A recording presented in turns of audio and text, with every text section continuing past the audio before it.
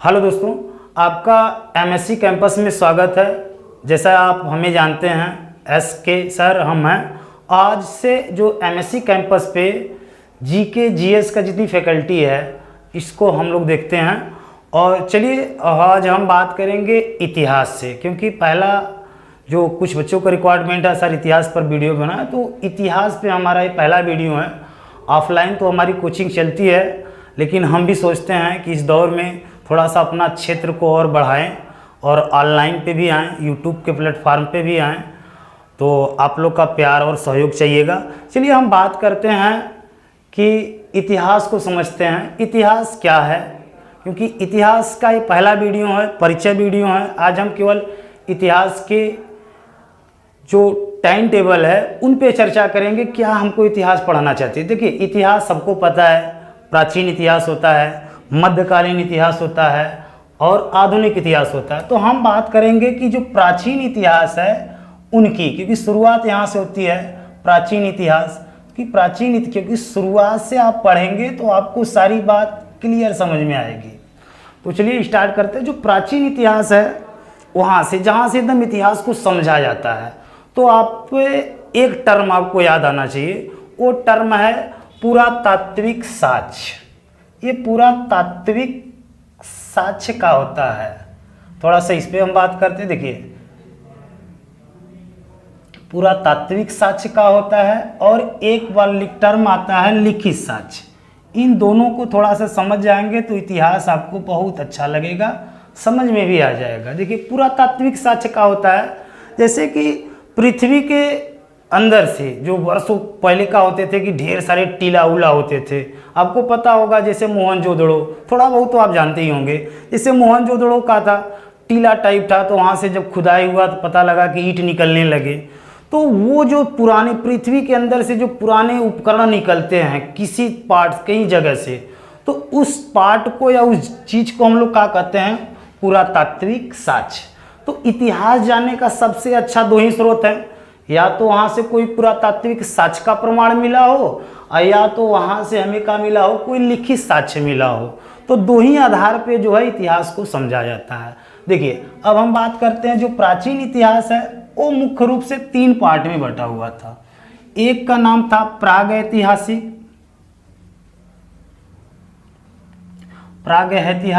एक था आद्य ऐतिहासिक और तीसरा है ऐतिहासिक। ये कैसे होता है थोड़ा सा हम समझते हैं, क्योंकि हमको यहीं से स्टार्ट करना है, क्योंकि पूरा सिलेबस आपको यही दिखाएगा। प्रागैतिहासिक काल का होता है यानी एक ऐसा काल जहाँ पर हम बात करें कि पुरातात्विक साक्ष्य तो मिला है, क्योंकि पहली खुदाई कहाँ पर हुई, क्या होता है, तो उसको हम लोग क्या बोलते हैं कि ये पुरातात्विक साक्ष्य है। तो प्रागैतिहासिक काल में क्या था, यानी प्रागैतिहासिक काल किसे कहेंगे? जिसमें पुरातात्विक साक्ष्य तो मिला है लेकिन कोई लिखित साक्ष्य नहीं मिला, तो उस काल को हम लोग क्या बोलते हैं? प्रागैतिहासिक काल। अगर हम बात करते हैं उसमें कौन कौन से आएंगे, तो प्रागैतिहासिक काल पहला चीज़ हम कल इस पे बनाएंगे। प्रागैतिहासिक काल के बारे में क्या अध्ययन हमको करना है, तो प्रागैतिहासिक काल का है कि यानी वो दौर, यानी जो हम नवपाषाण काल, पूरा पाषाण काल, समझ रहे हैं, वो दौर वाले को हम लोग क्या बोलते हैं? प्रागैतिहासिक काल, क्योंकि उस दौर में कोई लिखित साक्ष्य ही नहीं था। दूसरा हम बात करते हैं आद्य इतिहास। आद्य इतिहास में हमको क्या पढ़ना? आद्य इतिहास किसे कहेंगे? देखिए, आद्य इतिहास में कहा था कि पुरातात्विक साक्ष्य भी मिलता है और साथ में लिखित साक्ष्य भी मिलता है। कुछ जमीन के अंदर से उपकरण औजार मिले भी हैं और लिखित साक्ष्य भी मिला है। उस काल को, यानी कहने का तात्पर्य आप समझ गए, पुरातात्विक साक्ष्य भी मिला है और लिखित साक्ष्य भी मिला है, यानी दोनों मिला, लेकिन उसको अब तक पढ़ा नहीं गया है। ऐसे काल को हम लोग क्या कहते हैं? आद्य इतिहास कहते हैं। इसी में हमको क्या पढ़ना पड़ता है? हड़प्पा सभ्यता या मोहनजोदड़ो सभ्यता। इसको फुल डिटेल जो है हम चर्चा करेंगे आने वाले वीडियो पे, ठीक है। आगे हम बात करते हैं ऐतिहासिक काल। तो ये भी काल वही है। क्या यहाँ पे क्या होता है? जो पुरातात्विक साक्ष्य है, पृथ्वी के अंदर से जो साक्ष्य मिला वो भी मिला है, लिखित साक्ष्य भी मिला है। यानी हम बात करें कि पुरातात्विक साक्ष्य भी मिला है और लिखित साक्ष्य भी मिला है। और साथ में इसको हम पढ़ भी लिए, तो वो कालखंड को हम लोग क्या कहते हैं, ऐतिहासिक कालखंड। इसी में हम बात करेंगे ऋग्वैदिक काल, ऋग्वैदिक काल या उत्तर वैदिक काल। अगर हम वैदिक काल की बात करेंगे वहाँ से सारी बात आपको पता चलेगा कि ऋग्वेद, वेद कहाँ हैं, पुराण कहाँ हैं, उस दौर में उत्तर वैदिक काल के लोग कैसे थे, यज्ञ का कब बढ़ावा हुआ, कर्म कांडों का कब उल्लेख होने लगा, ब्राह्मण राज कब आ गए, हम वहाँ पे बात करेंगे। फिर इसी में हमको क्या पढ़ना पड़ता है, वैदिक काल पढ़ते हैं। फिर इसके बाद हम पढ़ाई करते हैं महाजनपद काल, मगध का उत्कर्ष, जितने हर्यक वंश, शिशु नाग वंश, सारा अध्ययन हम ऐतिहासिक काल में करेंगे। ठीक है, तो आप आई होप कि आप समझ गए होंगे कि जो प्राचीन इतिहास है उसका एक सिलेबस, एक लिमिट में है, उसको हम चलिए हम बात कर लेते हैं अब, क्योंकि आज पहला ही वीडियो है, थोड़ा सा सिलेबस, क्योंकि आगे से हम परमानेंट देख आप समझ गए कि जो हमारा जो पहला वीडियो होगा वो किस पर होगा, प्राग ऐतिहासिक काल पे, और सेकेंड वीडियो हम बनाएंगे किस पर, हड़प्पा काल में, जहाँ पर हम एक एक जो जगह था, हड़प्पा कहाँ पड़ता है, कौन खोज किए, चंदूदड़ो का था हैं, और इसके बाद जो भी इसमें प्लेसेज हैं उस पर कहाँ पाया जाता है, परीक्षा की दृष्टि से एक भी प्रश्न बाहर नहीं जाएगा, ऐसे इस पर हम लोग अध्ययन करेंगे। सेकंड, आप हड़प्पा समझ गए। फिर तीसरी बात आएगी, जब हड़प्पा हम लोग समझ जाते हैं, क्योंकि वहाँ लिखित साक्ष्य तो था ही नहीं, तो जो भी पुरातात्विक साक्ष्य के आधार पर अध्ययन होगा उस पर हम हड़प्पा में अध्ययन कर लेंगे। जो तीसरा पार्ट आता है हमारा ऐतिहासिक काल आता है, वहाँ पे क्या होता है, पुरातात्विक साक्ष्य भी मिला रहता है और लिखित भी साक्ष्य मिला है, और इस आधार पे हम जो है वहाँ के अध्ययन आगे हम लोग जब बात करेंगे तो हमारा कौन आएगा, वैदिक काल। ये वैदिक काल है जिसमें अगर हम टाइम पीरियड की, अगर हड़प्पा की बात करें तो सर्वमान्य होता है, और यहाँ पे तो 25 लाख ईसा पूर्व से लेकर आपको आना पड़ता है, लेकिन हड़प्पा में हम लोग टाइम पीरियड एक मानते हैं कि 1750 BC, यानी कहने का मतलब ईसा मसीह के जन्म के पहले की सब घटनाएं, हड़प्पा सभ्यता। फिर वैदिक सभ्यता आता है, और जहाँ से हम लोग बात करते हैं कि ये 1500 BC से 600 BC तक, समझ रहे हैं, यहाँ का जो टाइम पीरियड होता था उसको वैदिक काल के नाम से जानते हैं। जो वैदिक काल था वो 2 भागों में बढ़ता है, हम सिलेबस में पता कर रहे हैं कि 1500 से 1000 BC तक ऋग वैदिक काल था, फिर 1000 से 600 BC तक उत्तर वैदिक काल होता है। यही वो दौर है जहाँ पे वेद, पुराण, उपनिषद का होते हैं, आरण्यक का होते हैं, इन सब का अध्ययन हम जो ऋग वैदिक काल में पढ़ेंगे। फिर उत्तर वैदिक काल आता है। बांटने का कारण क्या है, वैदिक काल 2 पार्ट में टूटता है, एक ऋग वैदिक, एक उत्तर वैदिक। जब लोहे का खोज होता है तो भाई जब लोहे का खोज होगा तो दिन पे दिन जो है आदमी विकास करेगा, तो उस दौर में जो ब्राह्मण थे, पुरोहित हुआ करते थे, हम जब डिटेल बताएंगे, पुरोहित हुआ करते थे।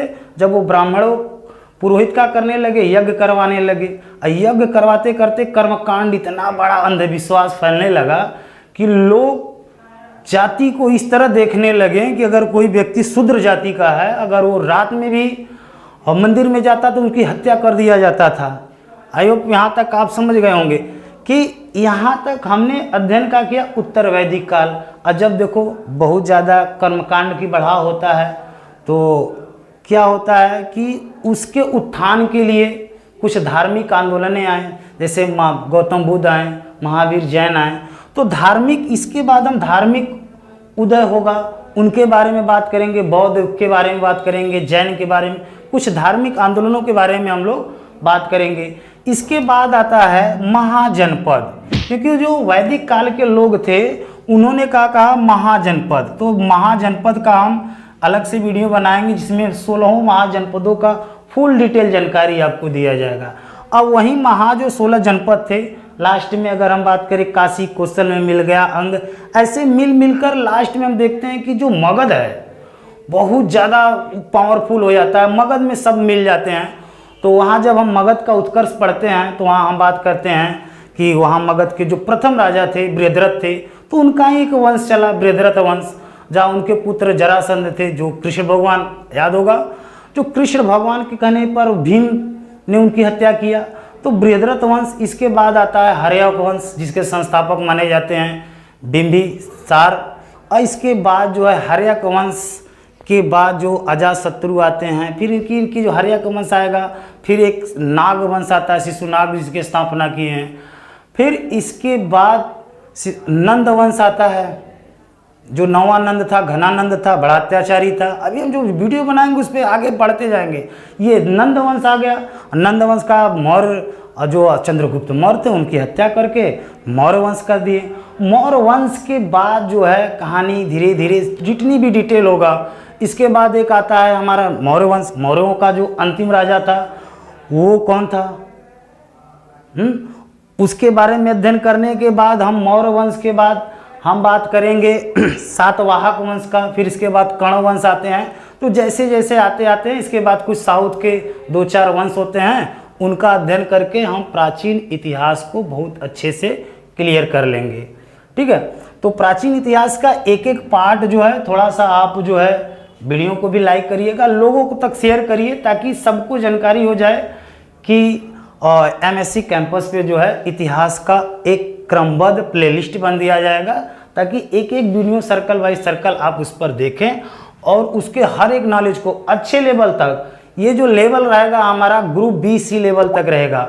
आप यूं कहिए तो यूपीएससी लेवल तो हम नहीं कर सकते, कितना डिफिकल्ट हम नहीं पढ़ाएंगे। और हाँ, ये लेवल पीसीएस लेवल तक आराम से रहेगा। आप जो है इसको एक बार देख लीजिए। इसके बाद जो कल हमारा वीडियो आएगा उसमें हम बात करेंगे प्रागैतिहासिक काल के बारे में, कि प्रागैतिहासिक काल का था, उस समय के लोग कैसे थे, उनके औजार कैसे थे, काल समय कितना था, कौन व्यक्ति थे, अलेक्जेंडर कनिंघम का नाम आता है तो कौन थे। तो सारा अध्ययन जो है हम लोग हो कल के वीडियो में जब प्रागैतिहासिक काल पढ़ेंगे तो वहाँ पे बात करेंगे। चलिए, यदि आपको वीडियो ये अच्छा लगा होगा तो लाइक भी करिएगा और अपने मित्रों के साथ शेयर करिएगा और हमारा भी मनोबल आप बढ़ाने का प्रयास करिएगा। चलिए, धन्यवाद।